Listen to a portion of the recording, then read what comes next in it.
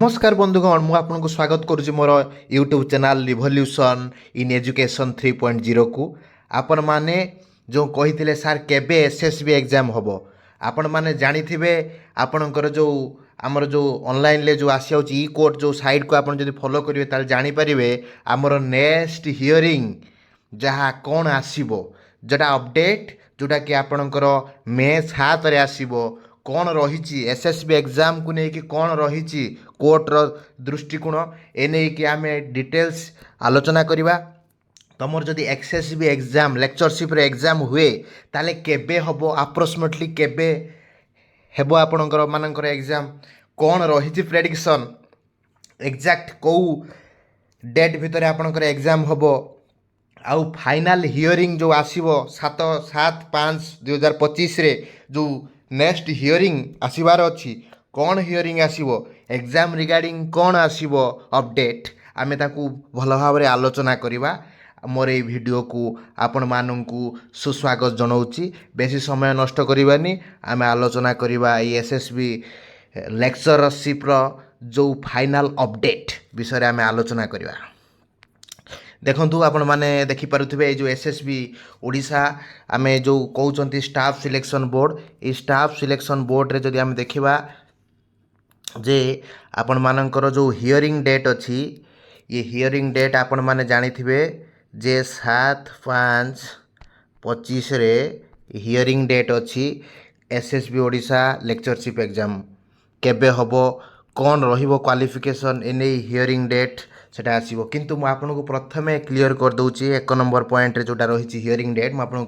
clear कर दूची पूरा clarify कर दूची आपण मानकर हियरिंग डेट देखुथिबे प्रत्येक जेते आपणकर आसिलानी अपडेट प्रत्येक हियरिंग डेट रे आपणकर जहा अछि सेम रहूची किछि परिवर्तन होउनी मु आपण मानकर बहुत पॉसिबिलिटी अछि पिला माने बहुत किछि पॉसिबिलिटी अछि एग्जाम रो बहुत किछि पॉसिबिलिटी अछि एग्जाम हबार आपण माने पढ़ापढ़ी करंतु आउ देखिबे आपणकर किछि लेट हो पारे टाइम लेट हो पारे किंतु हियरिंग जहाँ अपडेट आम मैंने जानते आम गोटे पॉजिटिव साइन मिलूची एग्जाम रो हुए तो नेट मैंडेटरी हम कि न हम सेटा फाइनाल बेलू आपण मैंने जानते किंतु प्रकृत में मुझे वीडियो कहबी ना कारण आपण मैंने समस्त जानते कौन रहिबो अपडेट मूल जो बेसिक जो स्ट्रक्चर रही सेटाको से माने केबे हेले चेंज करनी पिला माने एसएसबी मध्य गवर्नमेंट तरफ मध्य से केस करिछि एसएसबी आपण माने जानी थिबे हियरिंग डेट रे आउ गोटे दीटा हियरिंग परे आपणकर फाइनाल फिगर पळै आसीबो कौन हबो कौन नाही फाइनाल फिगर पळै आसीबो आपण माने व्यस्त होंतुनी तो सहित मुझे जदि कहीदेवी ये हियरिंग डेट जोटा आसूची सेटा गोटे भेरी इंपोर्टेंट हियरिंग डेट जोटा कि आपणकर 7 तारिख रे आसीबो इंपोर्टेंट अपडेट किंतु एटा मु कहिबी विशेष किछि फास्ट जो पूर्व प्रीवियस हियरिंग डेट सहित ए हियरिंग डेट रे पाखापाखि समान रहिबो किछि एते परिवर्तन हबो नाही जदि आमे द्वितीय पॉइंट रे मु एबे आलोचना करबा हियरिंग डेट आपण माने 7 तारिख आसिले मु गोटे वीडियो नै के आसीबी 7 तारिख आपण माने कोन आसीछि अपडेट मु आपनको सूचना देबी जदि आम देखा 2 नंबर जदि आम आलोचना करवा 2 नंबर आप देखुं नंबर ऑफ वैकेंसी केते आपण मैंने देखिथे 2024 रे 700 प्लस वैकेंसी आसला किंतु वर्तमान जो देखा मे हो गला 2025 हो गला 2025 मे हो गला आपण मैंने देखुथे जे जो 2025-26 रे आपणकर 2025-26 जदि आप देखिए ह्यूज वैकेंसी आसो एसएसबी लेक्चरर कहीं ना आपण मैंने देखुथे से 700 पोस्ट 700 प्लस पोस्ट 7,000 पाखापाखि पोस्ट वर्तमान समय भैकेंट अच्छी किंतु से 700 पाखापाखि देइथिला किंतु वर्तमान जहाँ भी भैकेंट हो गला आपणकर 1400 पाखापाखि पोस्ट 1400 प्लस पोस्ट आपणकर आसबार अच्छी किंतु जेहेतु ये केस बर्तमान सॉर्ट आउट होना से आसुनी कारण आपंकर गोटे ह्यूज वैकेंसी लेक्चरशिप देखा मिले कारण 24 रे जहाँ रिक्रुटमेंट आसला जहाँ वैकेंसी आसला बर्तमान रिटायरमेंट अधिका हो गला बर्तमान जी पोस्ट बाहर था डबल रिटायरमेंट हो गला कारण 24 रे वैकेंसी आसला आपण मैंने देखिथे 23 डिसेम्बर बा 24 एप्रिल पाखर आपण मैंने जहाँकि प्रोसेस आरंभ होता ଆପଣମାନେ ବର୍ତ୍ତମାନ ଆସିକି 25 ଏପ୍ରିଲ ଯାଇକି ଗୋଟେ ବର୍ଷ ପାଖାପାଖି ହେଇଗଲାଣି ଭ୍ୟାକେନ୍ସି ଆହୁରି ଡବଲ୍ ହେଇଗଲାଣି ଲେକ୍ଚରସିପ୍ ଭ୍ୟାକେନ୍ସି ଡବଲ୍ ଆସିବ ଯଦି ଆସିବ ଏସ୍ଏସ୍ବିର ଲେକ୍ଚରସିପ୍ ଭ୍ୟାକେନ୍ସି ଡବଲ୍ ଆସିବ ଯେହେତୁ ଡବଲ୍ ଆସିବ ଆପଣମାନଙ୍କର କ'ଣ ରହିବ ତା'ର କ୍ରାଇଟେରିଆ ସେଇଟା ତ ଆମେ ଜାଣିନାହାନ୍ତି ପିଲାମାନେ କିନ୍ତୁ ଆମେ କହୁଛନ୍ତି କିନ୍ତୁ ଆପଣମାନେ ଗୋଟେ ଜିନିଷ ମୋର ମନେ ରଖନ୍ତୁ ଆଉ ମୁଁ ଡିଟେଲ୍ସ କହୁନାହିଁ ଆପଣମାନଙ୍କର ଯାହା ଥିବ ବେସିକ୍ ଷ୍ଟ୍ରକ୍ଚର ତାକୁ କେହି ଚେଞ୍ଜ କରିପାରିବେ ନାହିଁ ବେସିକ୍ ଷ୍ଟ୍ରକ୍ଚର ଯାହା ରହିବ କ'ଣ ପାଇଁ ଚେଞ୍ଜ ହେବନି ନା ଏଟା ୟୁଜିସିର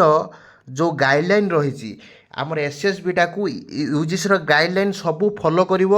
ତାହାର କିଛି ମାନେ ନାହିଁ ପିଲାମାନେ ଏସ୍ଏସ୍ବି ଗୋଟେ ଗଭର୍ଣ୍ଣମେଣ୍ଟର ଗୋଟେ ବୋର୍ଡ଼ ସେ ଆଇଦର ଫଲୋ କରିପାରେ କରି ନପାରେ ତୁମେ ଦେଖିଥିବ ବିଗତ ଦିନମାନଙ୍କରେ ଯାହା ଏସ୍ଏସ୍ବିର ଯାହା ଗାଇଡ଼ଲାଇନ୍ ଅଛି ସେ ସବୁଟା ପାଳନ କରେ କିନ୍ତୁ ସବୁ ଦୃଷ୍ଟିରୁ ସେ ତାକୁ ପାଳନ କରିବ ବୋଲି ତାହାର କିଛି ମାନେ ନାହିଁ ଯଦି ମୁଁ ଆପଣଙ୍କୁ କହିବି ଆପଣଙ୍କର 100% ପସିବିଲିଟି ରହିଛି ଏକ୍ଜାମ୍ ପସିବିଲିଟି ଯଦି ଆପଣ ରହିଛି ମୁଁ ଯଦି କହିବି